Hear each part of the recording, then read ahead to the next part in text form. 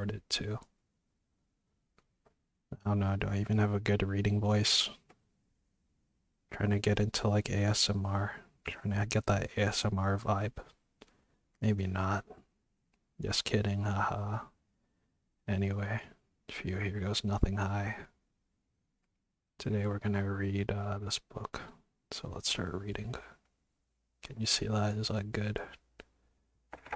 It was a wonderful night, such a night as is only possible when we are young, dear reader. The sky was so starry, so bright, that looking at it, one could not help asking ourselves whether ill-humored and capricious people could live under such a sky. That is a youthful question too, dear reader. Very youthful, but may the Lord put it more frequently into your heart.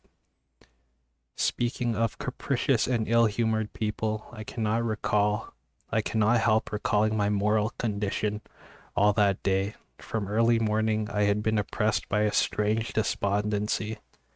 It suddenly seemed to me that I was lonely, that everyone was forsaking me and going away from me. Of course, anyone is entitled to ask who everyone was, for though I had been living almost 8 years in Petersburg, I had hardly an acquaintance. But what did I want with acquaintances? I was acquainted with all Petersburg as it was. That was why I felt as though they were all deserting me when Petersburg packed up and went to its summer villa. I felt afraid of being left alone, and for 3 whole days I wandered about the town in profound dejection, not knowing what to do with myself, whether I walked in the Nevsky, went to the gardens, or sauntered on the embankment. There was not one face of those I had been accustomed to meet at the same time and place all the year. They of course did not know me, but I know them. I know them intimately. I have almost made a study of their faces and am delighted when they are gay, and downcast when they are under a cloud. When they are under a cloud, when they are gay. I think in this setting, gay means happy. If you look it up, that was actually the original meaning for those who don't know. So next time you call your friend gay, just tell them that they're happy. That used to be what we do in the old days. I've almost struck up a friendship with one old man, whom I meet every blessed day at the same hour in Portanka. Such a grave, pensive countenance. He is always whispering to himself and brandishing his left arm, while in his right hand he holds a long gnarled stick with a gold knob. He even notices me and takes a warm interest in me. If I happen not to be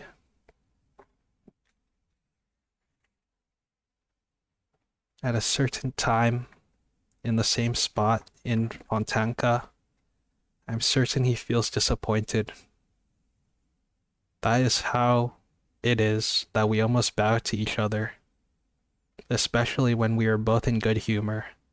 The other day, when we had not seen each other for 2 days and met on the third, we were actually touching our hats, but realizing in time, dropped our hands and passed each other with a look of interest. I know the houses too. As I walk along, they seem to run forward in the streets to look out at me from every window, and almost to say, "Good morning, how do you do? I'm quite well, thank God. And I'm to have a new story in May," or "How are you? I'm being redecorated tomorrow." Or "I was almost burnt down and had such a fright," and so on. Oh, just pretending the houses were talking to him. I have my favorites among them. Some are dear friends. One of them intends to be treated by an architect this summer. I shall go every day on purpose to see that the operation is not a failure. God forbid. But I shall never forget an incident with a very pretty little house of a light pink color. It was such a charming little brick house. It looked so hospitably at me, and so proudly at its ungainly neighbors, that my heart rejoiced whenever I happened to pass it. Suddenly, last week, I walked along the street, and when I looked at my friend, I heard a plaintive, "They are painting me yellow, the villains, the barbarians." They had spared nothing, neither columns nor cornices, and my poor little friend was as yellow as a canary. It almost made me bilious. I don't know what that word means. And to this day, I have not had the courage to visit my poor disfigured friend painted the color of the Celestial Empire. Oh, you think this book's good? I thought, I don't know. It was actually a present from my sister. Because I told her about how I enjoyed Crime and Punishment. Bilious. Meaning. It means it made him like nauseous. That's what bilious means. Like he almost got sick from the abuse of his poor house friend. So now you understand, reader, in what sense I'm acquainted with all Petersburg. I have mentioned already that I felt worried for 3 whole days before I guessed the cause of my uneasiness, and I felt ill at ease in the street. This one had gone, and that one had gone. And what had become of the other? And at home I did not feel like myself either. For 2 evenings I was puzzling my brain to think what was amiss in my corner. Why I felt so uncomfortable in it, and in perplexity I scanned my grimy green walls, my ceiling covered with a spider's web, the growth of which Matrona had so successfully encouraged. I looked over all of my furniture, examined every chair, wondering whether the trouble lay there. For if not one chair is not standing in the same position as it stood the day before, I am not myself. I looked at the window, but it was all in vain. I was not a bit the better for it. I even bethought me to send for Matrona, I think that's like his landlord, and was giving her some fatherly admonitions in regard to the spider's web and sluttishness in general. Jeez. Don't you know it's bad to slut shame women? But she simply stared at me in amazement and went away without saying a word. So that the spider's web is comfortably hanging in its place to this day. I only at last this morning realized what was wrong. Why are they giving me the slip and making off to their summer villas? Forget the triviality of the expression, but I am in no mood for fine language. For everything that had been in Petersburg or had gone or was going away for the holidays. For every respectable gentleman of dignified appearance who took a cab was at once transformed in my eyes into a respectable head of a household who, after his daily duties were over, were making his way to the bosom of his family, to the summer villa. For all the passengers by now had quite a peculiar air, which seemed to say to everyone they met, "We are only here for a moment, gentlemen, and in another 2 hours we shall be going off to the summer villa." If a window opened after delicate fingers, white as snow, had tapped upon the pane, and the head of a pretty girl was thrust out, calling to a street seller with pots of flowers, at once on the spot I fancied that those flowers were being bought not simply in order to enjoy the flowers and the spring in stuffy town lodgings, but because they would all be very soon moving into the country and could take the flowers with them.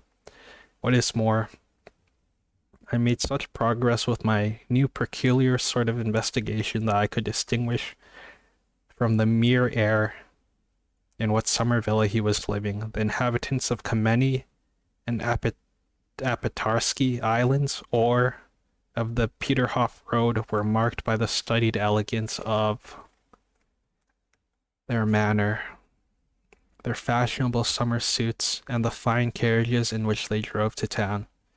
Visitors to Pargolovo and places further away impressed one by the first sight of their reasonable and dignified air. The tripper to Kretovsky Island could be recognized by his look of irrepressible gaiety. I think that word means like happiness. Like he couldn't contain his happiness. If I chanced to meet, whatever. No, I'm not gonna look it up. If I chanced to meet a long procession of wagoners walking lazily with their reins in their hands, besides wagons loaded with regular mountains of furniture, tables, chairs, ottomans, and sofas, and domestic utensils of all sorts, frequently with a decrepit cook sitting on top of it all, guarding her master's property as though it were the apple of her eye. Or I saw boats heavily loaded with household goods crawling along the Neva or Fontanka to the Black River or the islands. The wagons and the boats were multiplied tenfold, a hundredfold. In my eyes, I fancied that everything was astir and moving. Everything was going in regular caravans to the summer villas. It seemed as though Petersburg threatened to become a wilderness, so that at last I felt ashamed, mortified, and sad that I had nowhere to go for the holidays and no reason to go away. I was ready to go away with every wagon, to drive off with every gentleman of respectable appearance who took a cab, but no one, absolutely no one, invited me. It seemed they had forgotten me, as though really I were a stranger to them. Phew. Yeah, I guess it is for lonely people. Or it seems like he doesn't have any friends, which is kind of depressing. I took long walks, succeeding as I usually did in quite forgetting where I was, when I suddenly found myself at the city gates. Instantly I felt light-hearted, and I passed the barrier and walked between cultivated fields and meadows, unconscious of fatigue and feeling only as though a burden were falling off my soul. Actually, can I turn this fucking light down? Holy. Yeah, that actually, does that look better? Probably. Maybe one up.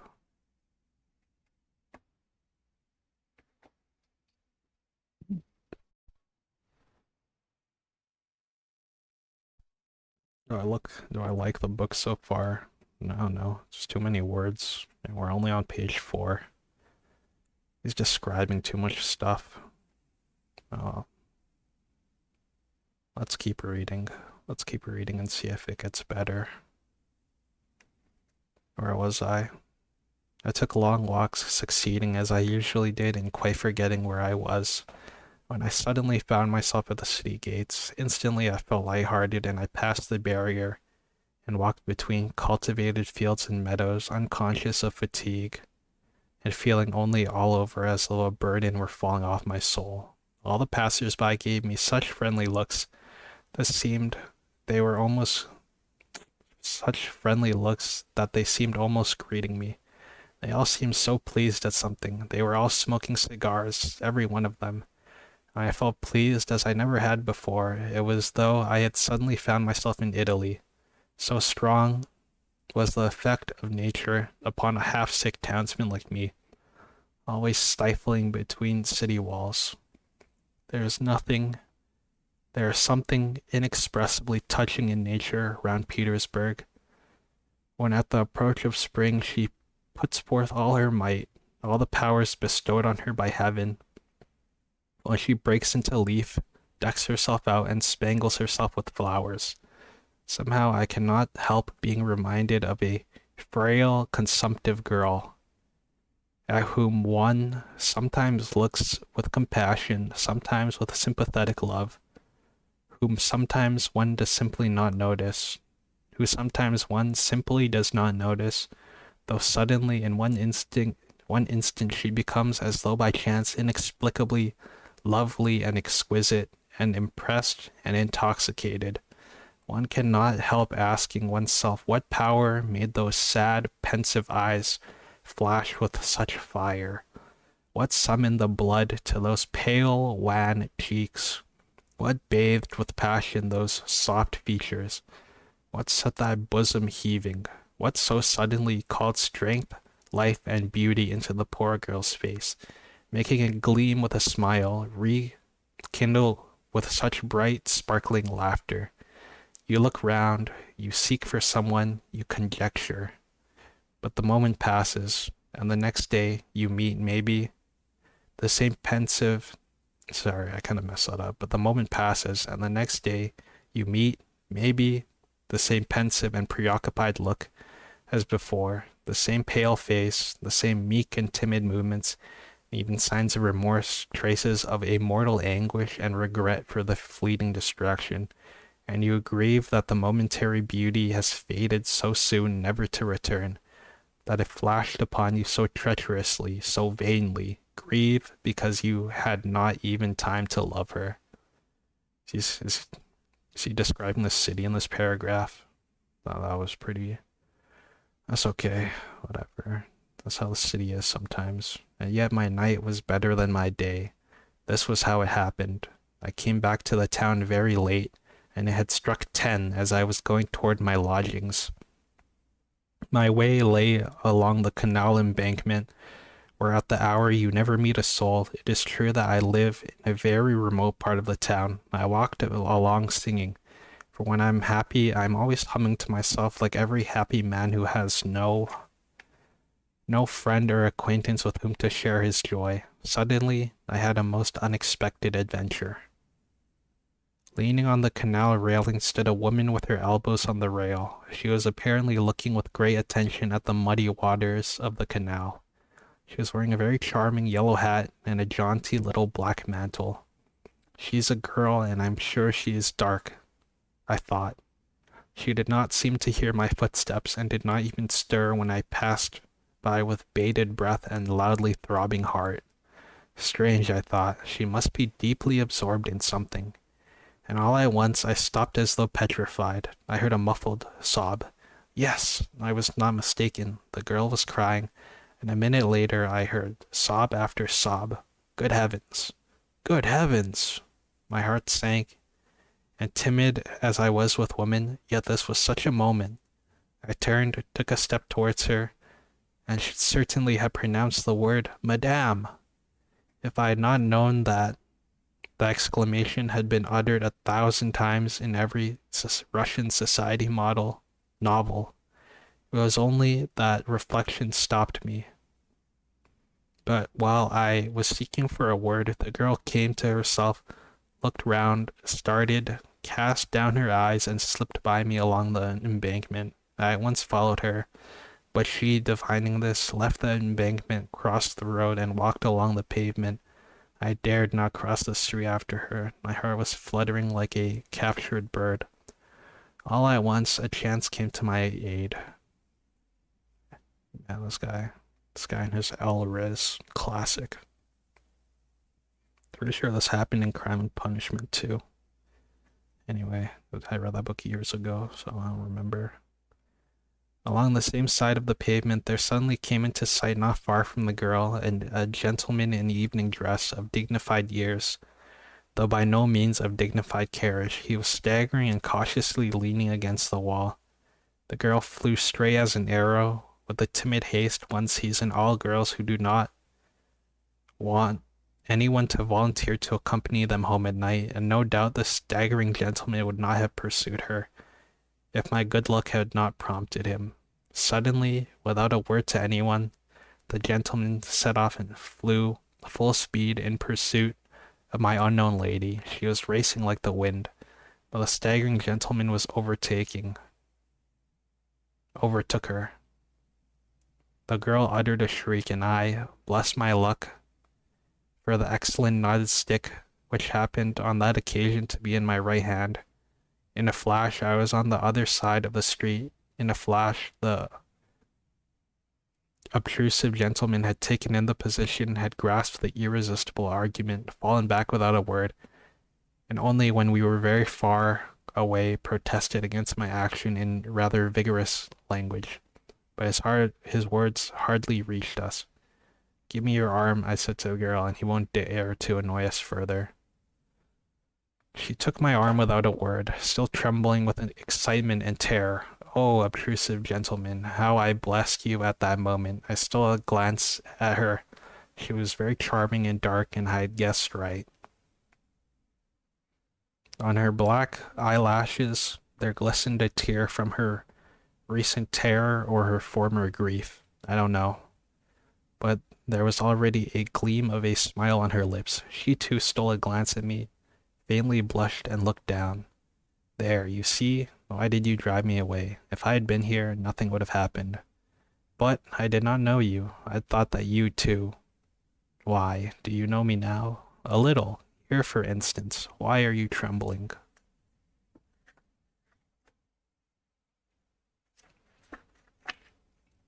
Oh, you are right at the first guess, I answered, delighted that my girl had intelligence. That is never out of place in company with beauty. Yes, from the first glance you have guessed the sort of man you have to do with. Precisely. I'm shy with women. I'm agitated. I don't deny it. As much so as you were a minute ago, when that gentleman alarmed you. I'm in some alarm now. It's like a dream, and I never guessed even in my sleep that I should ever talk with any woman. What? Really? Yes, if my arm trembles, it is because it has never been held by a pretty little hand like yours. I'm a complete stranger to women, that is. I have never been used to them. You see, I alone, I don't even know how to talk to them. Here, I don't know whether you have not said something here. I don't know now whether I have not said something silly to you. Tell me frankly. I assure you beforehand I am not quick to take offense. No, nothing, nothing. Quite the contrary. And if you insist on my speaking frankly, I will tell you that women like such timidity. And if you want to know more, I like it too. And I won't drive you away till I get home. You will make me, I said, breathless with delight, lose my timidity, and then farewell to all my chances. Chances? What chances? Of what? That's not so nice. I beg your pardon. I'm sorry. It was a slip of the tongue. How can you expect one in such a moment to have no desire to be liked, eh? So this part he's alluding to probably to his chances of having intercourse with the girl, and then the girl gets kind of mad. At least I think that's what it is. And his pickup line is to tell his first pickup line is to tell the girl about how he's a kissless, hugless, handholdless, unfuckable virgin. So true. Yes, bruh. We all did this back in the day. Anyway, sorry. Well, yes, but do for goodness sakes be kind. Think what I am. Here I'm 26 and have never seen anyone. How can I speak well and tactfully and to the point? It will seem better to you when I have told you everything openly. I don't know how to be silent when my heart is speaking. Well, never mind. Believe me, not one woman, never, never, no acquaintances of any sort, and I do nothing but dream every day that at least I shall meet someone. Oh, if only you knew how often I've been in love that way. How? With whom? Why, with no one. With an ideal. With the one I dream of in my sleep. I make up regular romances in my dreams. You don't know me. It's true, of course. I've met two or three women, but what sort of women were they? They were all landladies that. But I shall make you laugh if I tell you that I have several times thought of speaking, just as simply speaking, to some aristocratic lady in the street when she is alone. I need hardly say speaking to her, of course, timidly, respectfully, passionately, telling her that I'm perishing in solitude, begging her not to send me away, saying that I have no chance of making the acquaintance of any woman, impressing upon her that it is a positive duty to a woman not to repulse so timid a prayer from such a luckless man as me, that in fact all I ask is that she should say two or three sisterly words with sympathy, should not repulse me at first sight, should take me on to trust and listen to what I say, should laugh at me if she likes, encourage me, say two words to me, only two words, even though we never meet again afterwards. But you are laughing, however, that is why I'm telling you. Don't be vexed. I'm only laughing at your being your own enemy, and that if you had tried you would have succeeded, perhaps. Though it had been in the street, the simpler the better. No kind-hearted woman, unless she was stupid, or still more, vexed about something in the moment, could bring herself to send you away without those two words that which you asked for so timidly. But what am I saying? Of course she would take you for a madman. I was judging by myself. I know a good deal about other people's lives. Oh, thank you, I cried. You don't know what you have done for me now. I'm glad, I'm glad. But tell me, how did you find out that I was the sort of woman whom you think worthy of attention and friendship? In fact, not a landlady, as you say. What made you decide to come up to me? What made me? But you were alone. The gentleman was too insolent. It's night. You must admit that it was a duty. No, no, I meant before, on the other side. You know you meant to come up to me. On the other side? Really? I don't know how to answer. I'm afraid to. Do you know I have been happy today? I walked along singing. I went out into the country. I have never had such happy moments. Perhaps it was my fancy. Forgive me for referring to it. I fancied you were crying and I could not bear to hear it. It made my heart ache. Oh my goodness, surely I might be troubled about you. Surely there was no harm in feeling brotherly compassion for you. I beg your pardon. I said compassion. Well, in short, surely you would not be offended at my involuntary impulse to go up to you. Stop, that's enough. Don't talk of it, said the girl, looking down and pressing my hand. It's my fault for having spoken of it, but I'm glad I was not mistaken in you. But here I am home. I must go down this turning. It's 2 steps from here. Goodbye, thank you. Surely you don't mean that we'll never see each other again? Surely this is not to be the end? You see, said the girl, laughing. Haha. At first you only wanted 2 words and now, however, I won't say anything. Perhaps we shall meet. I shall come here tomorrow, I said. Oh, forgive me. I'm already making demands. Yes, you are not very patient. You're almost insisting. Listen, I interrupted her. Forgive me if I tell you something else. I tell you what, I can't help coming here tomorrow. I am a dreamer. I have so little real life that I look upon such moments as this now as so rare I cannot help going over such a moment again. In my dreams, I shall be dreaming of you all night, a whole week, a whole year. I shall certainly come here tomorrow, just to this place, just at the same hour, and I shall be happy remembering today. This place is dear to me already. I have already 2 or 3 such places in Peterburg. I once shed tears over memories. Like you. Who knows? Perhaps you were weeping 10 minutes ago over some memory, but forgive me. I've forgotten myself again. Perhaps you have once been particularly happy here. Very good, said the girl. Perhaps I will come here tomorrow, too. At 10 o'clock. I see that I can't forbid you. The fact is, I have to be here. Don't imagine that I am making an appointment with you. I tell you beforehand that I have to be here on my own account. Well, I tell you straight out, I don't mind if you do come. To begin with, something unpleasant might happen as it did today, but never mind that. In short, I should simply like to see you, to say 2 words to you. Only mind, you must not think the worse of me now. Don't think I make appointments so lightly. So lightly. I shouldn't make it except that. But let that be my secret. Only a compact beforehand. A compact. Speak. Tell me all beforehand. I agree to anything. I am ready for anything. I cry delighted. I answer for myself. Whoops. That's my internet must have crashed. That means TikTok reset. Sorry, hold on. Let me, where is it? Oh, fuck.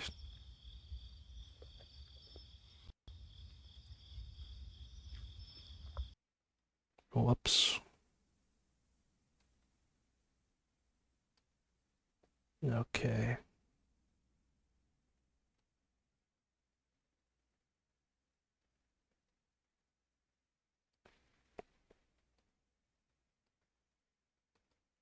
Yeah. Okay. Whatever. Where was I?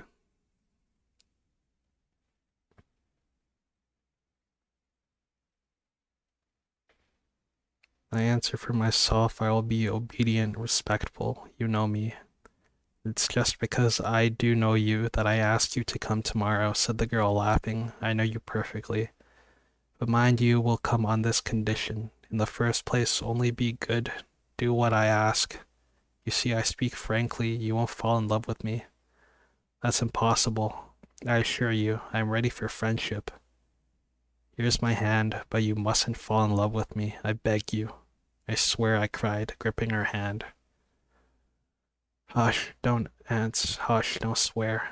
I know you're ready to flare up like gunpowder. Don't think ill of me for saying if only you knew. I, too, have no one to whom I can say a word, whose advice I can ask. Of course, one does not look for an advisor in the streets, but you're an exception. I know you as though we have been friends for 20 years. You won't deceive me, will you? You will see. The only thing is, I don't know how I am going to survive the next 24 hours. Sleep soundly, good night, and remember that I have trusted you already. But you exclaimed so nicely just now. Surely one can't be held responsible for every feeling, even for brotherly sympathy. Do you know? That was so nicely said that the idea struck me at once that I might confide in you. For God's sake, do. But about what? What is it? Wait till tomorrow. Meanwhile, let that be a secret. So much the better for you. It will give it a faint flavor of romance. Perhaps I should tell you tomorrow, and perhaps not. I will talk to you a little more beforehand. We will get to know each other better. Oh yes, I will tell you all about myself tomorrow. But what has happened? It is as though a miracle has befallen me. My God, where am I? Come, tell me, aren't you glad that you were not angry and did not drive me away at the first moment, as any other woman would have done? In 2 minutes, you made me happy forever. Yes, happy. Who knows? Perhaps you have reconciled me with myself, solved my doubts. Perhaps such moments come upon me, but there, I will tell you about it tomorrow. You shall know everything, everything. Very well, I consent. You shall begin. Agreed. Goodbye till tomorrow. Till tomorrow. And we parted. I walked about all night. I could not make up my mind to go home. I was so happy. Tomorrow. Okay, the second night. Yeah, that's what I thought. Something, honestly, well, I don't know if she's playing him. She outright said that she only wanted to be friends, and I feel like the guy's already like super obsessed, so the guy's gonna do something crazy. At least that's how I feel. Anyway, let me drink some water.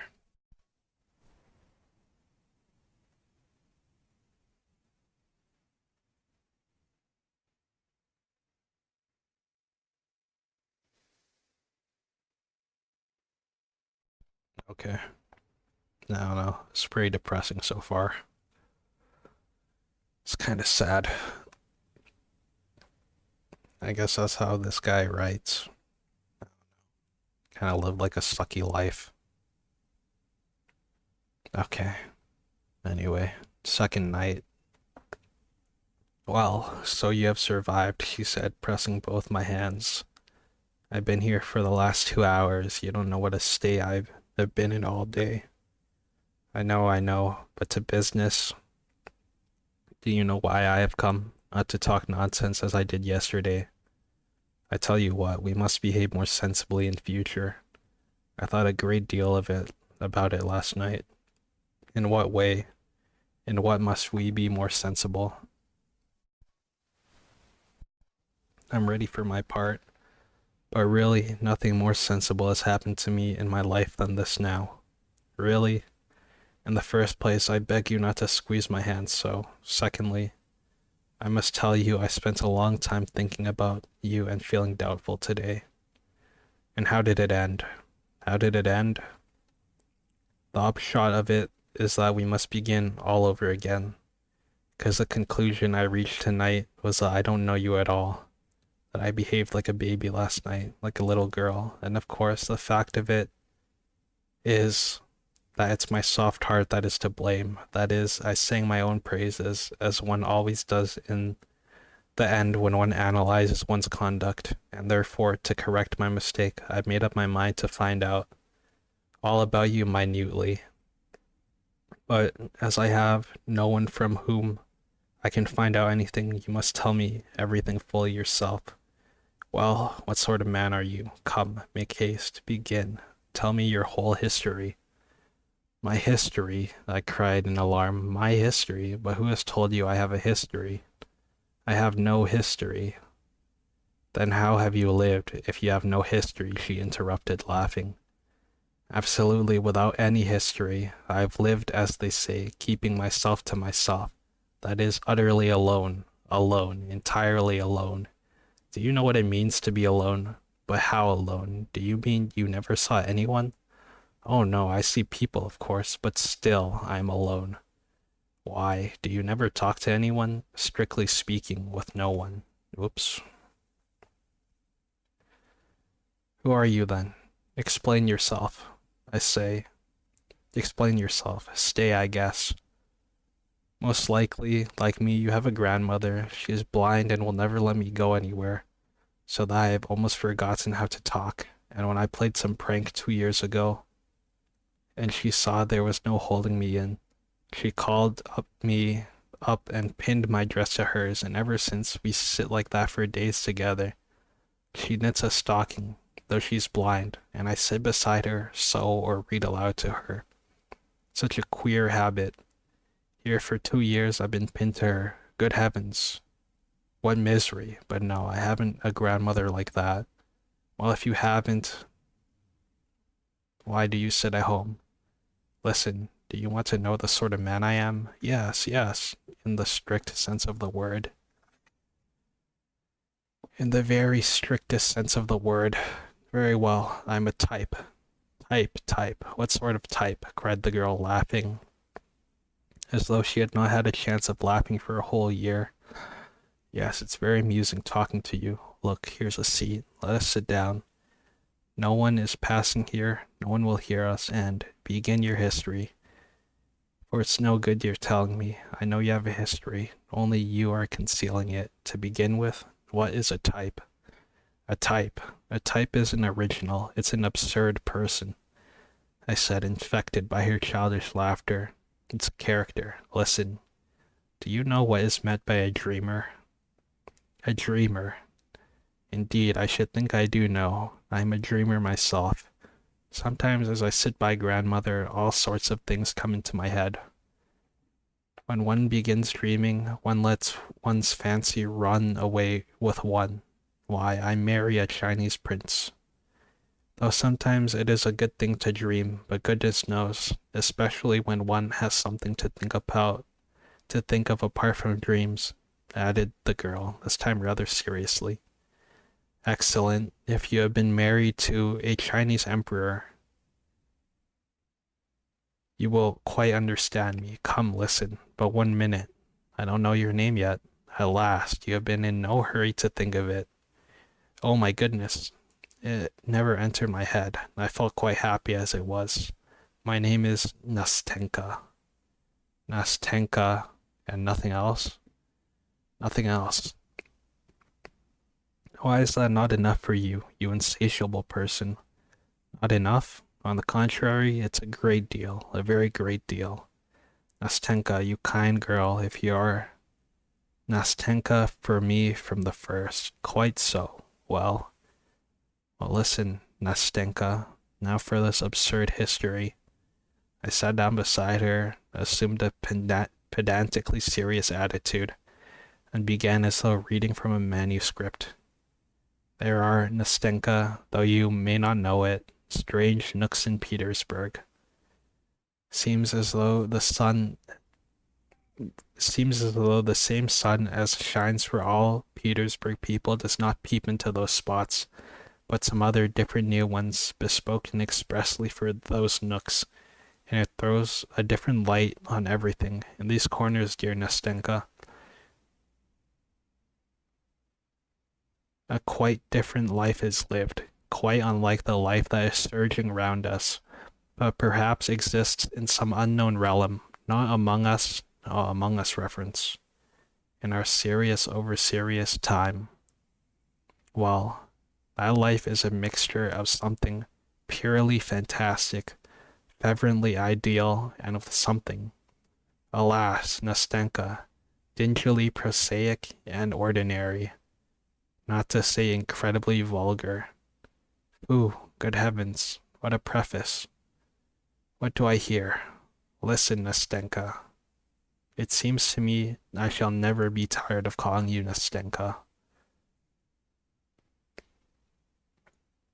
Let me tell you that in these corners live strange people, dreamers. The dreamer, if you want an exact definition, is not a human being, but a creature of an intermediate sort. For the most part, he settles into some inaccessible corner as though hiding from the light of day. Once he slips into his corner, he grows to it like a snail. Or anyway, he is in that respect very much like that remarkable creature, which is an animal and a house both at once, and is called a tortoise. Why do you suppose he is so fond of his four walls, which are invariably painted green, grimy, dismal, and reeking unpardonably of tobacco smoke? Why is it that when this absurd gentleman is visited by one of his few acquaintances, and he ends up getting rid of all his friends, why does this absurd person meet him with such embarrassment, changing countenance, and overcome with confusion, as though he had only just committed some crime within its four walls, as though he had been forging counterfeit notes, or as though he were writing verses to be sent to a journal with an anonymous letter in which he states that he is dead. Oh shit. States that the real poet is dead, and that his friend thinks it his sacred duty to publish his things. Why tell me, Nastenka, why is it conversation is not easy between the two friends? Why is there no laughter? Why does no lively word fly from the tongue of the perplexed newcomer, who at other times may be very fond of language, lively words, conversations about the fair sex, and other cheerful subjects? Why does this friend, probably a new friend and on his first visit, for there will hardly be a second, and the friend will never come again, why is the friend himself so confused, so tongue-tied in spite of his wit, if he has any, as he looks at the downcast face of his host, who in turn becomes utterly helpless and at his wit's end after gigantic but fruitless efforts to smooth things over and enliven the conversation, to show his knowledge of polite society, to talk to of the fair sex, and by such humble endeavor to please the poor man, who like a fish out of water has mistakenly come to visit him.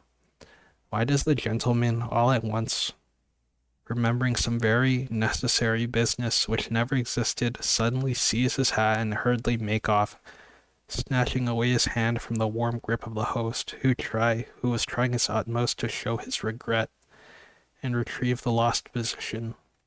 Why does the friend chuckle as he goes out of the door and swear never to come and see this queer creature again, though the queer creature is really a very good fellow, and at the same time he cannot refuse his imagination the little diversion of comparing the queer fellow's countenance during their conversation with the expression of a unhappy kitten, treacherously captured, roughly handled, frightened, and subjected to all sorts of indignities by children, till, utterly crestfallen, it hides away from them under a chair in the dark, and there must needs at its leisure bristle up, spit, and wash its insulted face with both paws, and long afterwards look angrily at life and nature, and even the bits saved from the master's dinner for it by the sympathetic housekeeper. Listen, interrupted Nastenka, who listened to me all the time in amazement, opening her eyes and her little mouth. Listen, I don't know in the least why it happened and why you ask me such absurd questions. All I know is that this adventure must have happened word for word to you. Doubtless, I answered with the gravest face. Well, since there is no doubt about it, go on, said Nastenka, because I want very much to know how it will end.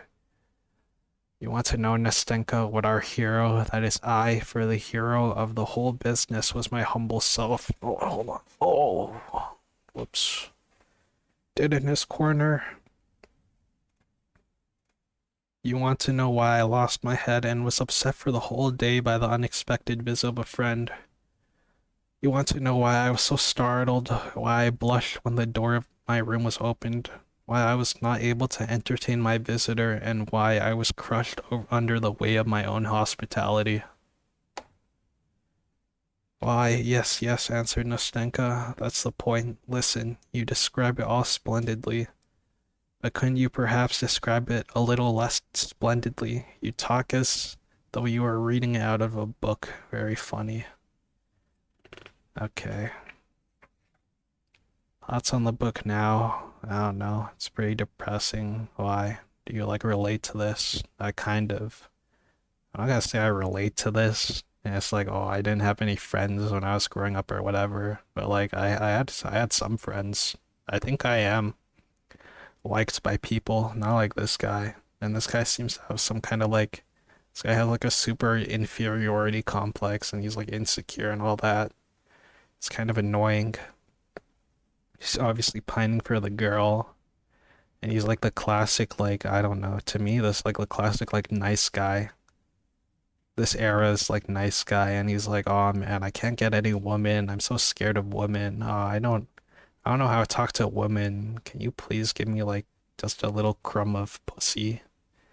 And it's like, damn.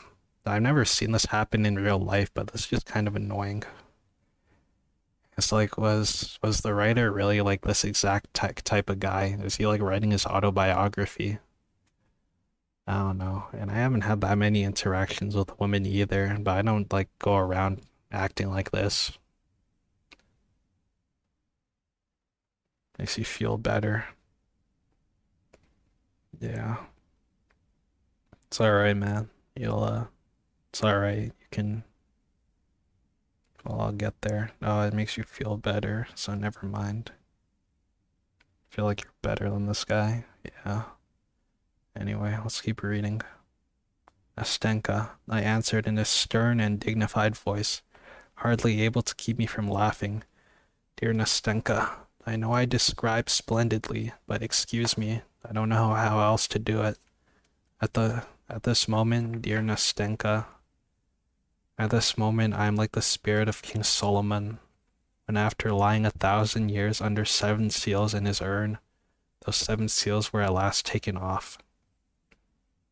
At this moment, Nastenka, when we have met at last after such long separation, for I have known you for ages, Nastenka, because I was looking for someone of ages, and that is a sign that it was you I was looking for. That it was ordained that we should meet now. At this moment, 1,000 vows have opened up in my head. And I must let myself flow in a river of words, or I shall choke. And I so beg you not to interrupt me, Nastenka, but listen humbly and obediently, or I will be silent.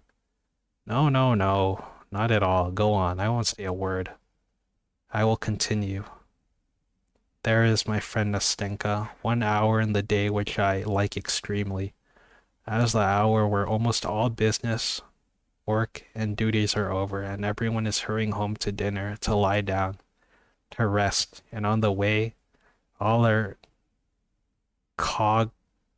cogitating, or cogitating maybe, onto more cheerful subjects. I think that means like thinking. I think it's like cognition. You know, yeah, whatever. Relating to their evenings, their nights, and all of the rest of their free time. At that hour, our hero, for allow me, Nastenka, to tell my story in the third person, for one feels awfully ashamed to tell in the first person. And so at that hour our hero, who had his work too, was pacing along after the others, but a strange feeling of pleasure set his pale, rather crumpled-looking face working. He looked not with indifference on the evening glow, which was slowly fading on the cold Petersburg sky. When I say he looked, I'm lying. He did not look at it, but saw it as it were without realizing, as though tired and preoccupied with some other, more interesting subject, so that he could scarcely spare a glance for anything about him He was pleased because till next day he was released from business irksome to him, and happy as a schoolboy let out from the classroom to his games and mischief. Take a look at him, Nastenka.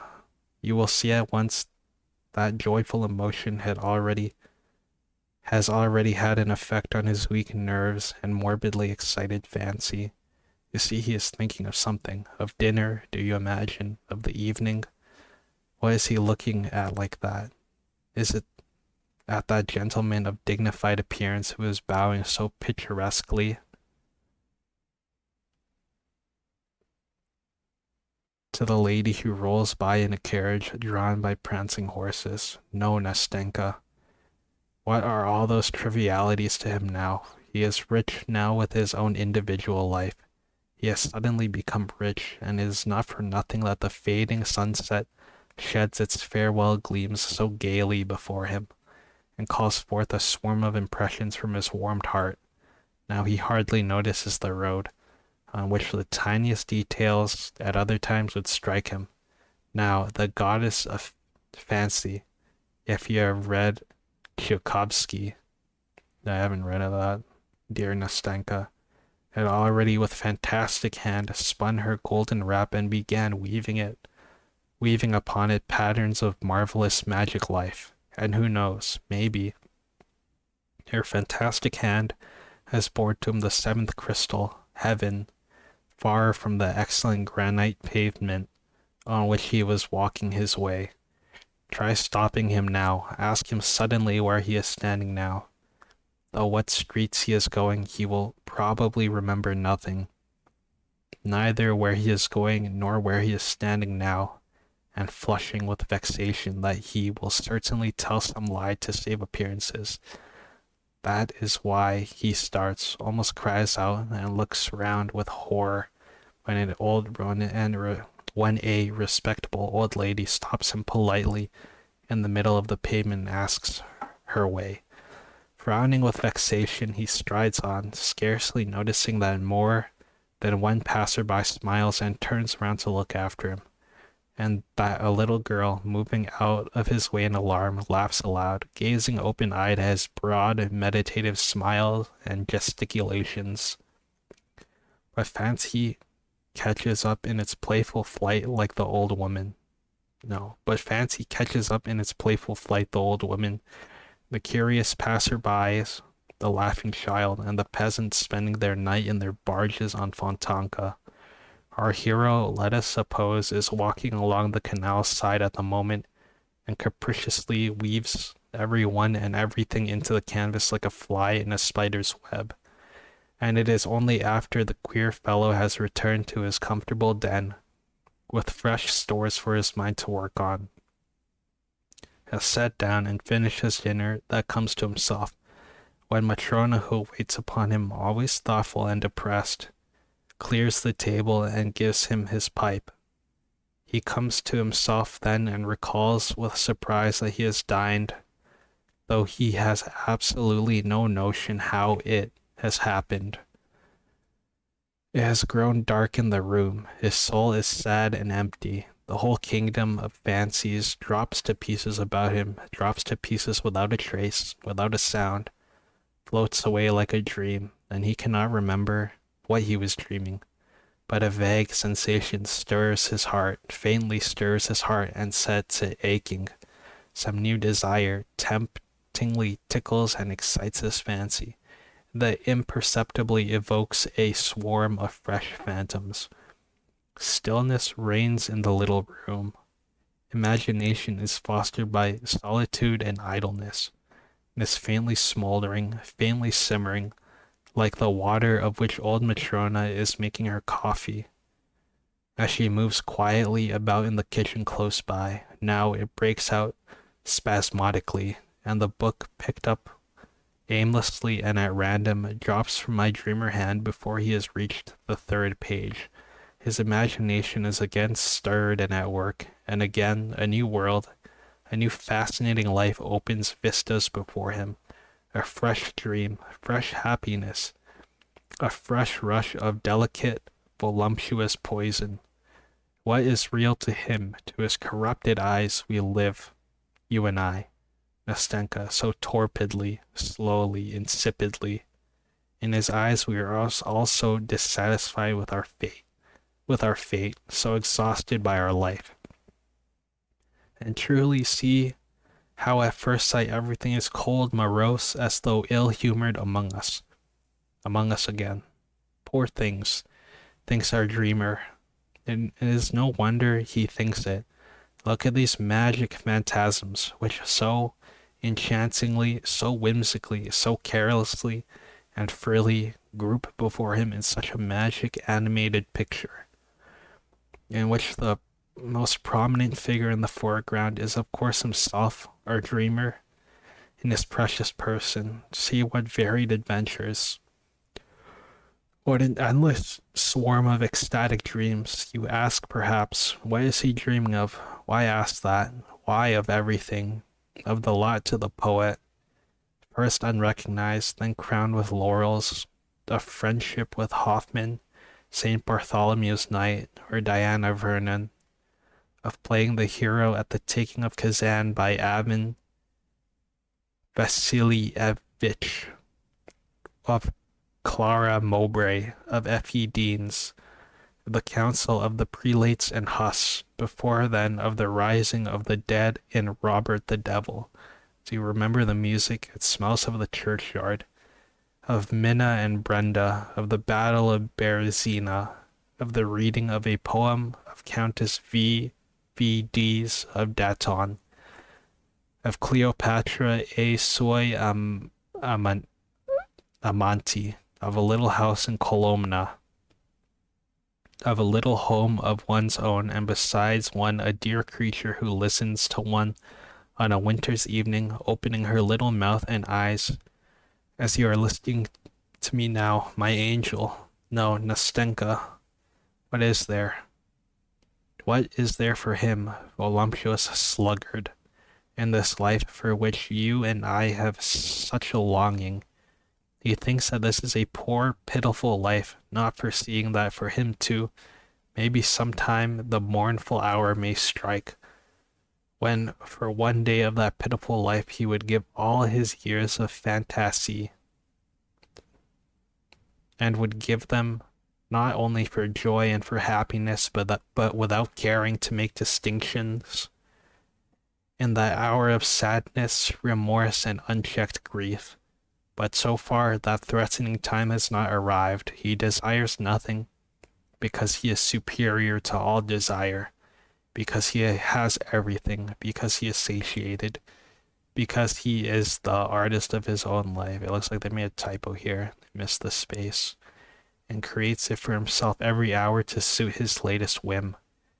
And you know this fantastic world of fairyland is so easily, so naturally created, as though it were not a delusion. Indeed, he is ready to believe at some moments that all his life is not suggested by feeling, is not mirage, not a delusion of the imagination, but that it is concrete, real, substantial.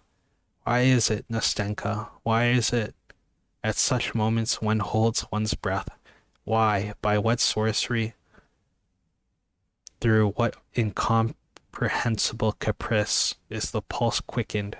Does a tear start from the dreamer's eye, while his pale, moist cheeks glow, while his whole being is suffused with an inexpressible sense of consolation? Why is it that his whole sleepless nights pass by like a flash in inexhaustible gladness and happiness, when the dawn gleams rosy at the window and daybreak floods the gloomy room with uncertain, fantastic light, as in Petersburg, our dreamer, worn out and exhausted, flings himself on his bed and drops asleep, with thrills of delight in his morbidly overwrought spirit, and a weary, sweet ache in his heart. Yes, Nastenka, one deceives oneself and unconsciously believes that real, true passion is stirring one's soul. One unconsciously believes that there is something living, tangible in one's immaterial dreams, and is a delusion. Here, love, for instance, is bound up with fathomless joy, all its torturing agonies in his bosom, Only look at him and you will be convinced. Would you believe, looking at him, dear Nastenka, that he has never known her whom he loves in his ecstatic dreams? Can it be that he has only seen her in seductive visions and that this passion has been nothing but a dream? Surely they must have spent years hand in hand together, alone, the two of them, casting off all the world and each uniting his or her life with the other's. Surely when this hour of parting came, she must have lain sobbing and grieving on his bosom, heedless of the tempest raging under the sullen sky, heedless of the wind which snatches and bears away the terror from her black eyelashes. And didn't he say that the girl before? And didn't he say that Nastenka had black eyelashes? Was he talking about her? Can all of this have been a dream, and the garden, dejected, forsaken, run wild with its little moss-grown paths, solitary, gloomy, when they used to walk so happily together, where they hoped, grieved, loved each other so long and fondly, in that queer ancestral house where she spent so many years lonely and sad with her morose old husband, always silent and splenetic, who frightened them while timid as children they hid their love from each other. What torments they suffered, what agonies of terror, how innocent, how pure was their love, and how, I need hardly say, Nastenka, malicious people were. And good heavens, surely he met her afterward far from their native shores, under alien skies, in the hot south of the divinely eternal city, and the dazzling splendor of the ball, to the crash of music in a palazzo, it must be in a palazzo, drowned in a sea of lights on the balcony, wreathed in myrtle and roses, where I recognize him. She hurriedly removes her mask and whispering, I am free, flings herself trembling into the arms, and with a cry of rapture, clinging to one another. In one instant they forget their sorrows and their parting and all of their agonies, and the gloomy house and the old man and the dismal garden in that distant land, and the seat on which was a last passionate kiss. She tore herself away from his arms, numb with anguish and despair. Oh, Nastenka, you must admit that one would start, betray confusion, and then blush like a schoolboy who has just stuffed in his pocket an apple stolen from a neighbor's garden, when your uninvited visitor, some stalwart lanky fellow, a festive soul fond of a joke, enters your door and shouts out as though nothing were happening, my dear boy, I have this minute minute coming from Pavlovsk. My goodness, and the old count is dead. Unutterable happiness is close at hand, and people arrives from Pavlovsk. Oh my god, that was a lot. That was a run-on sentence. It wasn't a run-on sentence, but damn, how long even was that? This was the last time I had a break in the thing. It was like 4 pages. Anyway, yeah, that was, I don't know. Honestly, I don't even understand what he was talking about, to be honest. You still there, Cloister? Do you know what that guy was talking about? I think he was describing how he felt when he met the girl, and how, like, when he meets people, or he doesn't meet people because he spends his whole life dreaming, and he's like lost in delusion, and he almost like sees his delusions as reality. That's how like out of touch he is, because he hasn't interacted with people for so long anyway. Yeah. It's a mega simp. Yeah. Well put. No, no. And this guy's writing is so, what's it called? So flowery. You didn't know he's Russian. I think all Russian people talk like that. Or, well, maybe not all Russian people. Maybe just this guy in general. That was a lot. And he like repeats his words a lot. Even look in here. Finishing my pathetic appeal, I paused pathetically.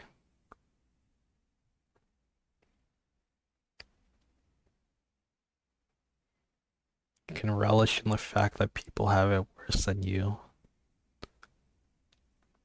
Yeah, I don't know. I can definitely sympathize with him a little bit. I guess more than I would like to admit. Anyway, this book's not that long.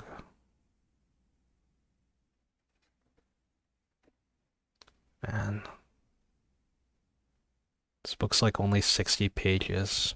Are you gonna stay with me and finish the whole book? Actually, can I even finish it? I think it'll take it like another hour. Man,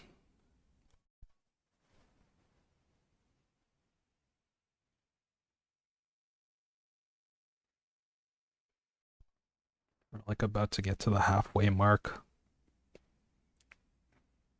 Okay, back to the book.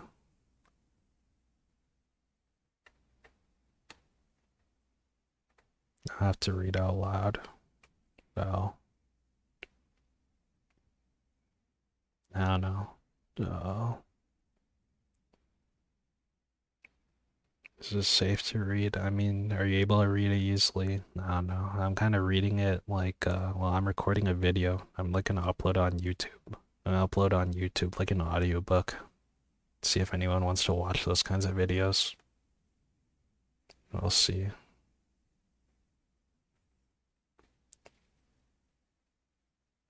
It's okay. After it's on YouTube, you can just like, mute and just read it, whatever.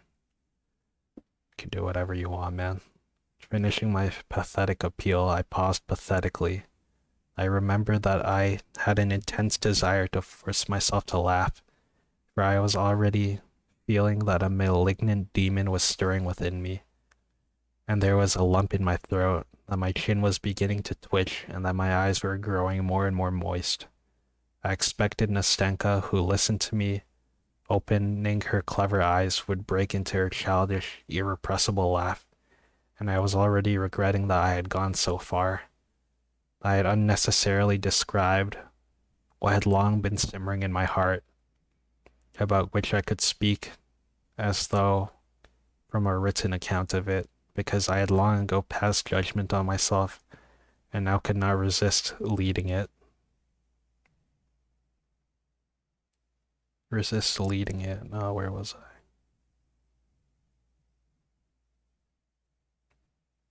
Unnecessarily described what had long been simmering in my heart, about which I could speak as though from a written account of it, because I had long passed judgment on myself, and now could not resist reading it, making my confession, without expecting to be understood, but to my surprise she was silent, waiting a little, and then she faintly pressed my hand and with timid sympathy asked, "Surely you haven't lived like that all your life." "All my life, Nastenka," I answered. "All my life, and it seems to me I shall go on so to the end." "No, that won't do," she said uneasily. "I must not be. And so maybe I shall spend my life beside grandmother. Do you know, it is not at all good to live like that." "I know, Nastenka, I know," I cried, unable to restrain my feelings longer. "And I realize now more than ever I've lost all my best years. And now I know and feel it more painfully from recognizing that God has sent me to you, my good angel, to tell me that and show it. Now that I sit beside you and talk to you, it is strange for me to think of the future, for in the future there is loneliness again, again this musty, useless life. And what shall I have to dream of when I have been so happy in reality beside you? Oh, may you be blessed, dear girl, for not having repulsed me at first, for enabling me to say that for 2 evenings, at least, I have lived." "Oh, no, no," cried Nastenka, and tears glistened in her eyes. "No, it mustn't be so any more. We must not part of that. We must not part like that. What are 2 evenings? Oh, Nastenka, Nastenka, do you know how far you have reconciled me to myself? Do you know now that I shall not think so ill of myself, at least as I have some moments? Do you know that maybe I shall leave off grieving over the crime and sin of my life? For such a life is a crime and a sin. And do not imagine that I have been exaggerating anything. For goodness sakes, don't think that, Nastenka. For at times such misery comes over me, such misery, because it begins to seem to me at such times I am incapable of beginning a life in real life, because it has seemed to me that I have lost all touch, all instinct for the actual, the real, because of moments, because at last I have cursed myself, because after my fantastic nights I have moments of returning sobriety, which are awful. Meanwhile, you hear the whirl and the roar of the crowd in the vortex of life around you. You hear, you see men living in reality. You see that life for them is not forbidden, and their life does not float away like a dream, like a vision, that their life is being eternally renewed, eternally youthful, and not 1 hour of it is the same as another, while fancy is so spiritless, monotonous to vulgarity, and easily scared. The slave of shadows of the idea, the slave of the first cloud that shrouds the sun and overcasts with depression, the true Petersburg heart so devoted to the sun and what is fancy and depression. One feels that this inexhaustible fancy is weary at least and worn out with continual exercise. Because one is growing into manhood, outgrowing one's old ideals, they are being shattered into fragments, into dust, and there is no other life one must build up from the fragments, and meanwhile the soul longs and craves for something else, and in vain the dreamer rakes over his old dreams as though seeking a spark among the embers, to fan them into flame, to warm his chilled heart by the rekindled fire, and to rouse up in it again that was so sweet, that touched his heart, that set his blood boiling, drew tears from his eyes, and so luxuriously deceived him. Do you know, Nastenka, the point I have reached? Do you know that I am forced now to celebrate the anniversary of my own sensations, the anniversary of that which was once so sweet, which never existed in reality, for this anniversary is kept in memory of those same foolish, shadowy dreams, and to do this, because those foolish dreams are no more, because I have nothing to earn them with. You know even dreams do not come for nothing. Do you know that I love now to recall and visit at certain dates the places where I was once happy in my own way? I love to build up my present in harmony with the irrevocable past. I often wander like a shadow, aimless, sad, and dejected, about the streets and crooked lanes of Petersburg. What memories they are, to remember, for instance, that here, just a year ago, just at this time, at this hour, on this pavement, I wandered just as lonely, just as dejected as today. And one remembers that then one's dreams were sad. And though the past was no better, one feels as though it had somehow been better, and that life was more peaceful, that one was free from the black thoughts that haunt one now, that one was free from the gnawing of conscience, the gloomy, sullen gnawing, which now gives me no rest by day or by night, and one asks oneself where are one's dreams, and one shakes one's head and says how rapidly the years fly by, and again one asks oneself what one has done with one's years. Where have you buried your best days? Have you lived or not? Look, one says to oneself, look how cold the world is growing. Some more years will pass, and after them will come gloomy solitude. Then will come old age trembling on its crutch, and after its misery and desolation, your fantastic world will grow pale. Your dreams will fade and die and will fall like the yellow leaves from the trees. Oh, Nastenka, you know it will be sad to be left alone, utterly alone, and to have not even anything to regret. Nothing, absolutely nothing. For all that you have lost, all was nothing, stupid, simple nullity. There has been nothing but dreams. Come, don't work on my feelings anymore, said Nastenka, wiping a tear which was trickling down her cheek. Now it's over. Now we shall be two together. Now whatever happens to me, we will never part. Listen, I'm a simple girl. I've not had much education, though grandmother did get a teacher for me, but truly I understand you. For all you have described, I have been through myself. When grandma pinned me to her dress, of course I should not have described it so well as you have. I'm not educated, she added timidly, for she was still feeling a sort of respect for my pathetic eloquence and lofty style. But I'm very glad that you have been quite open with me. Now I know you thoroughly, all of you. And do you know what? I want to give you my history too, all without concealment, and after that you must give me advice. You're a very clever man. Will you promise to give me advice? Ah, Nastenka, I cried, though I have never given advice, still less sensible advice. Yet I see now that if we always go on like this, it will be very sensible, and each of us will give the other a great deal of sensible advice. Well, my pretty Nastenka, what sort of advice do you want? Tell me frankly.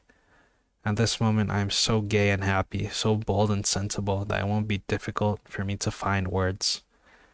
No, no, Nastenka interrupted, laughing. I don't want sensible advice. I want a warm, brotherly advice, as though you had been fond of me all your life. Agreed, Nastenka, agreed, I cried, delighted.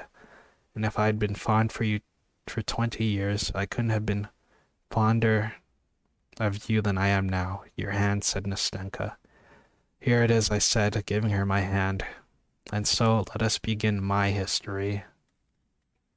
This is the third night, Nastenka's history. How much of this book is left?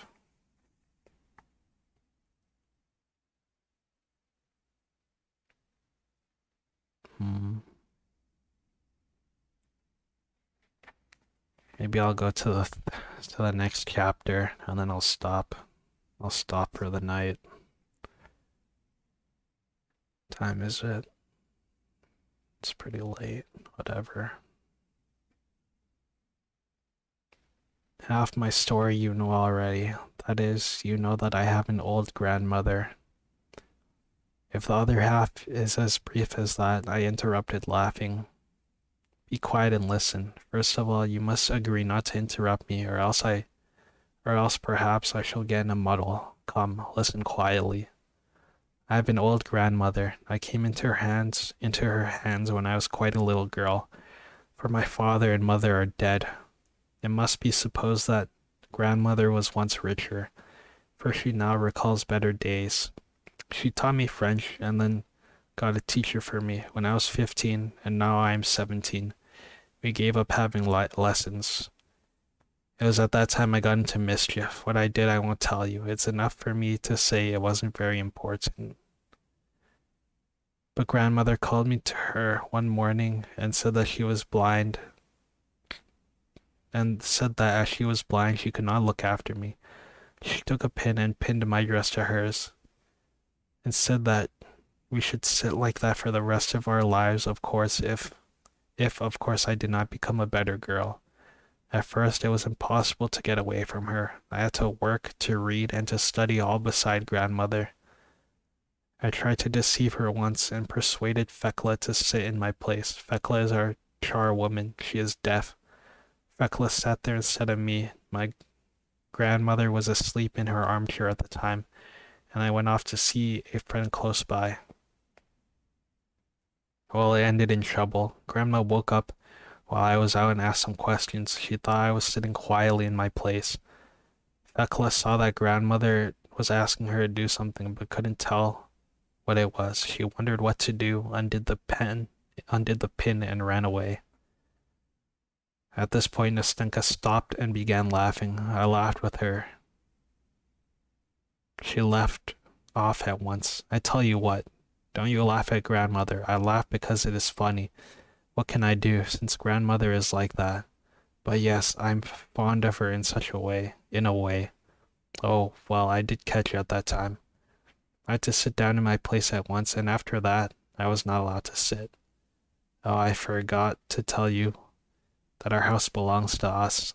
That is, to grandmother. It is a little wooden house with 3 windows as old as grandmother herself, with a little upper story. There moved into our upper story a new lodger. Then you had an old lodger, I observed casually. Yes, of course, answered Nastenka, and one who knew how to hold his tongue better than you do. In fact, he hardly ever used his tongue at all. He was a dumb, blind, lame, dried up little old man. So that at last he could not go on living, he died. So then we had to find a new lodger, for we could not live without a lodger. The rent together with grandmother's pension is almost all we have. Oh, I thought they meant lodger like a guy who like cuts logs or something, but it was a person who lived in the apartment. Silly me.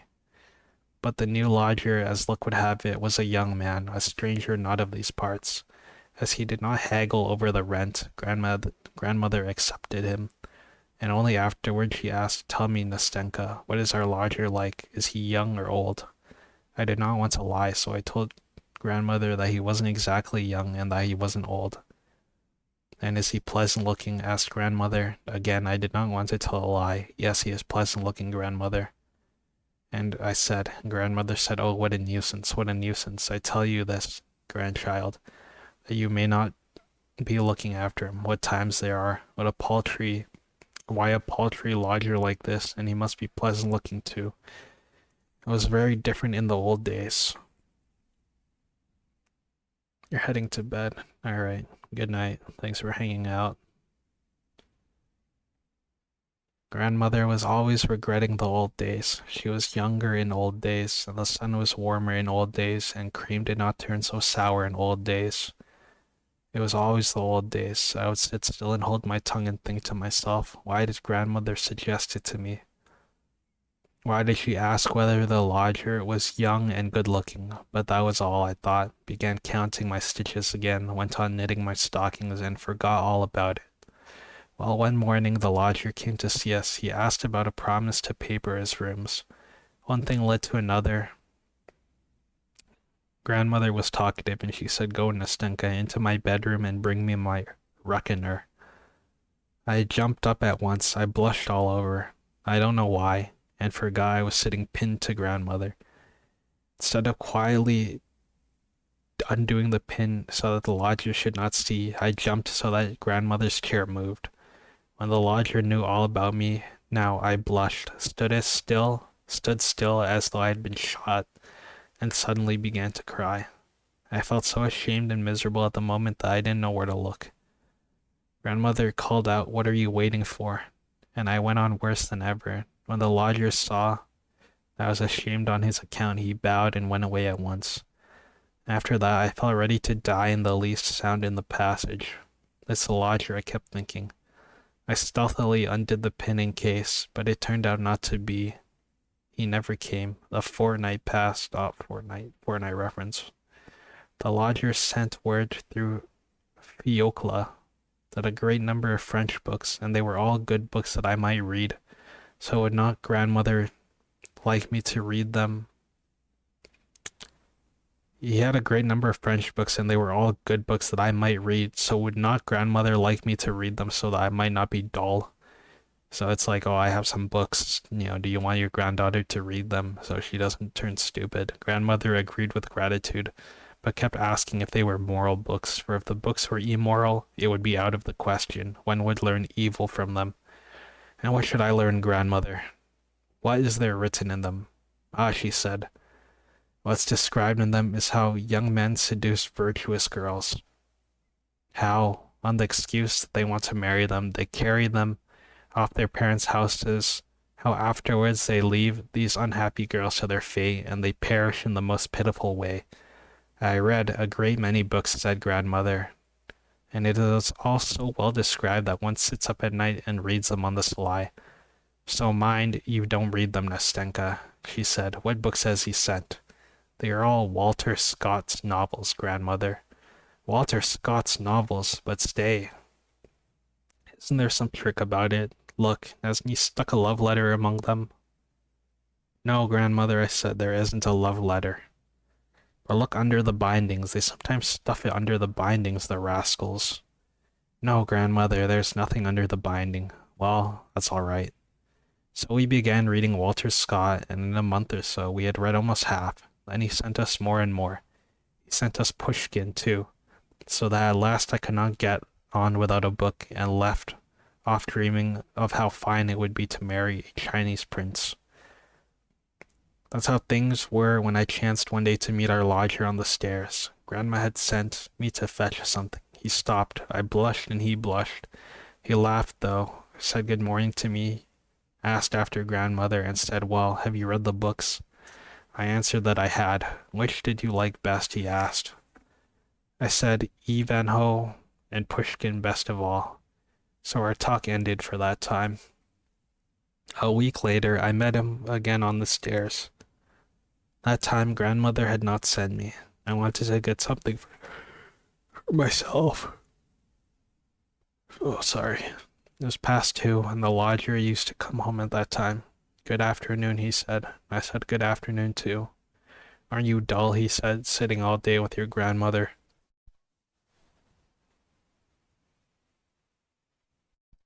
When he asked that, I blushed. I didn't know why. I felt ashamed and asked, and again I felt offended.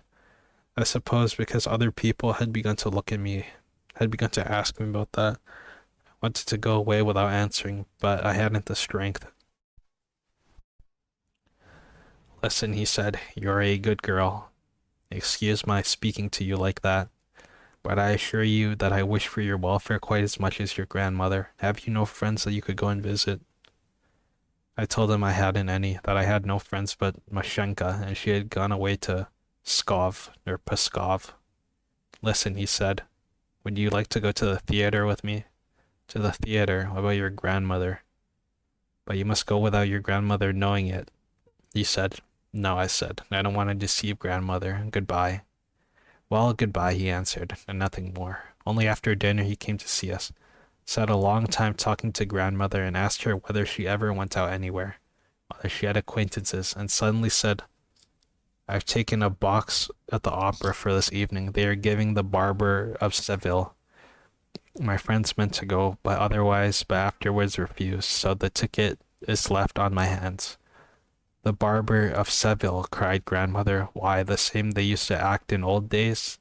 "Yes, it's the same barber," he said, and glanced at me. I saw what it meant and turned crimson. My heart began throbbing with suspense. "To be sure I know it," said grandmother. "Why, I took the part of Rosina myself in old days, at a private performance. So wouldn't you like to go today?" said the lodger, "or my ticket will be wasted." "By all means, let us go," said grandmother. "Why shouldn't we? And my Nastenka has never been to the theater. My goodness, what joy!" We got ready at once, put on our best clothes, and set off. Though grandmother was blanched, still she wanted to hear the music. Besides, she was a kind old soul. What she cared most for was to amuse me. We should have never gone ourselves.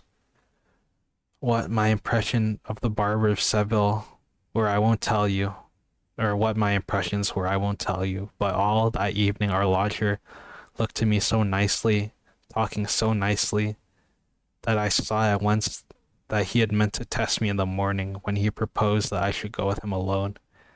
Well, it was a joy. I went to bed so proud, so gay. My heart beat, that I was a little feverish, and all night I was raving about the Barber of Seville. I expected he would come and see us more and more often. But it wasn't so at all. He almost entirely gave up coming. He would come in about once a month, and only to invite us to the theater. We went twice again. Only I wasn't pleased with that. I saw that he was simply sorry for me because I was so hardly treated by my grandmother, and that was all. As time went on, I grew more and more restless. I couldn't sit still. I couldn't read. I couldn't work. Sometimes I laughed and did something to annoy grandmother. At another time I would cry. At last I grew thin and was very nearly ill. The opera season was over, and our old lodger had given up coming to see us. Whenever we met, always on the same staircase of course, he would bow so silently, so gravely, as though he did not want to speak, and go down to the front door, while I went on standing in the middle of the stairs, as red as a cherry, for all the blood rushed to my head at the sight of him. Now, the end is near. Just a year ago, in May, The lodger came to us and said to grandmother that he had finished his business here, that he must go back to Moscow for a year. When I heard that, I sank into a chair half dead. My grandmother did not notice anything, and having informed us that he should be leaving us, he bowed and went away. What was I to do? I thought and fretted, and at last I made up my mind. Next day he was to go away, and I made up my mind to end it all that evening. When my grandma went to bed, and so it happened, I made up all my clothes in a parcel, all the linen I needed, and with the parcel in my hand, more dead than alive, went upstairs to our lodger. I believed I must have stayed an hour on the staircase. When I opened his door, he cried out as he looked at me. He thought I was a ghost, and rushed to give me some water, for I could hardly stand up. My heart beat so violently that my heart ached, and did not know what I was doing. When I recovered, I began by laying my parcel on the bed, sat down beside it, hid my face in my head, and went into floods of tears. I think he understood it all at once, and looked at me so sadly that his heart was torn. Listen, he began. Listen, Nastenka, I can't do anything. I'm a poor man, for I have nothing, not even a decent birth. How could we live if I were to marry you? We talked a long time, but at last I got quite frantic. I said I could not go on living with my grandmother, that I should run away from her. That I did not want to be pinned to her. I would go to Moscow if he liked, because I could not live without him. Shame and pride and love were all clamoring in me at once, and I fell in the bed almost as in convulsions. I was so afraid of a refusal. He sat for some time in silence, then got up, came to me, and took me by the hand. Listen, my dear good Nastenka, I swear to you that if I am ever in a position to marry, you shall make my happiness. I assure you now you are the only one who could make me happy. Listen, I am going to Moscow and shall be there just a year. I hope to establish my position. When I come back, if you still love me, I swear that we will be happy. Now it is impossible. I am not able. Now it is impossible. I am not able. I have not the right to promise anything. Well, I repeat, if it is not within a year, it will certainly be some time, and that is, of course, if you do not prefer anyone else, for I cannot and dare not bind you by any sort of promise. That was what he said to me, and the next day he went away. We agreed together not to say a word to grandmother. That was his wish. While my history is nearly finished now, just a year has passed. He has arrived. He has been here 3 days, and what? I cried, impatient to hear the end. And up to now he has not shown himself, answered Nastenka, as though screwing up all her courage. There's no sign or sound of him. Here she stopped, paused for a minute, bent her head, and covered her face with her hands, broke into such sobs that it sent a pang to my heart to hear them. I had not in the least expected such a denouement. I think that means like ending. Nastenka in French. I just spat everywhere. Sorry. Nastenka, I began timidly in an ingratiating voice. Nastenka, for goodness sakes, don't cry. How do you know? Perhaps he's not here yet. He is, Nastenka repeated. He is here, and I know it. We made an agreement at the time, that evening, before he went away, when we said all that I have told you, and I'd come to an understanding. Then when we came out for a walk on the embankment, it was 10 o'clock. We sat on the seat. I was not crying then. It was sweet to hear what he said, and he said that he would come to us directly he arrived. That doesn't sound right. And he said that he would come to us directly he arrived. I think they're missing like a when. No. And if I did not refuse him, then we would tell grandmother about it all. Now he is here, I know it, and yet he does not come. And again she burst into tears. Good God, can I do nothing to help you in your sorrow? I cried, jumping up from the sea in utter despair. Tell me, Nastenka, wouldn't it be possible for me to go to him? Would that be possible? She asked, suddenly raising her head.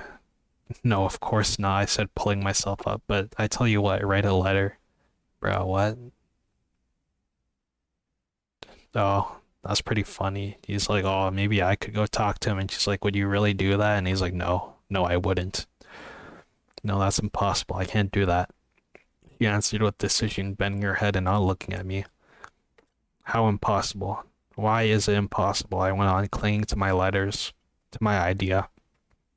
But Nastenka, it depends what sort of letters. There are letters, and Nastenka, I'm right. Trust in me. Trust in me. I will not give you bad advice. It can all be arranged. You took the first step. Why not now? I can't. It would seem as though I were forcing myself on him. Ah, my good little Nastenka, I said, hardly able to conceal a smile. No, you have a right to. In fact, because he made you a promise. Besides, I can see from everything he is a man of delicate feeling, that he behaved very well. I went on more and more carried away by the logic of my own arguments and convictions.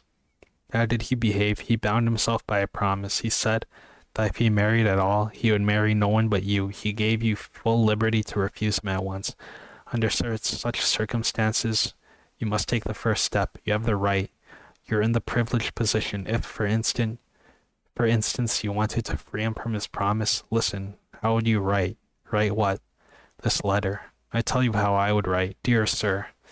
Must I really begin like that? Dear sir, you certainly must, though after all, I don't know, I imagine.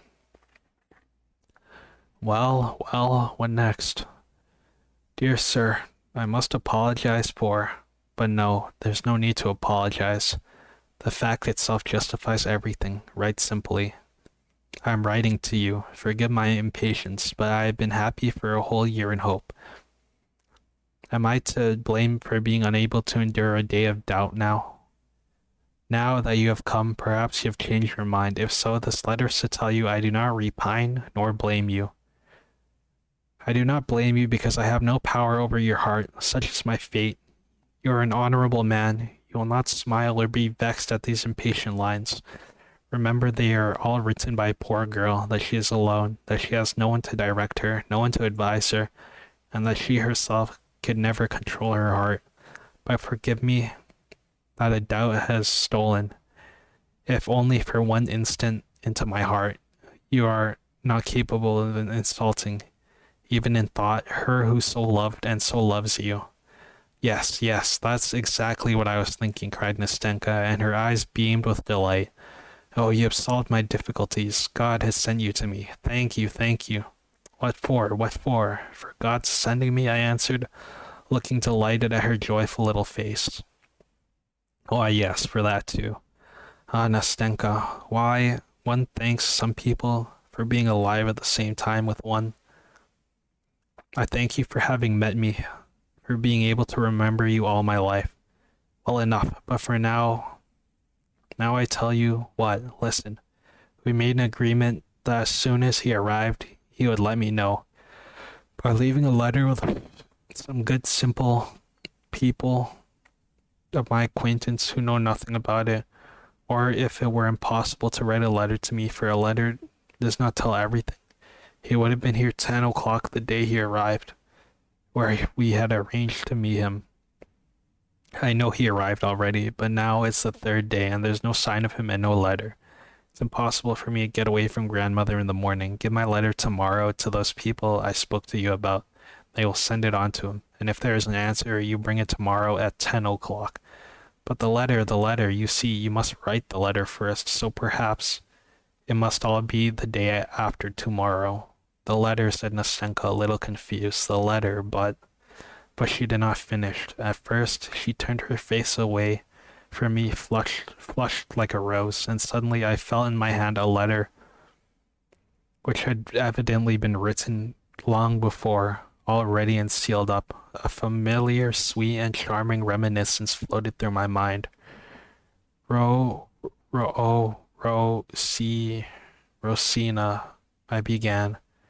Rosina, we both hummed together, I almost embracing her with delight, while she blushed as only she could blush, and laughed through the tears which gleamed like pearls on her black eyelashes.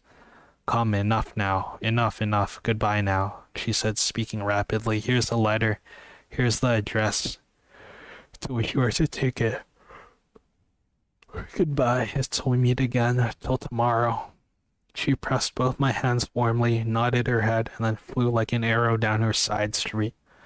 I stood still for a long time, following her with my eyes. Till tomorrow, was ringing in my eyes as she vanished from my sight.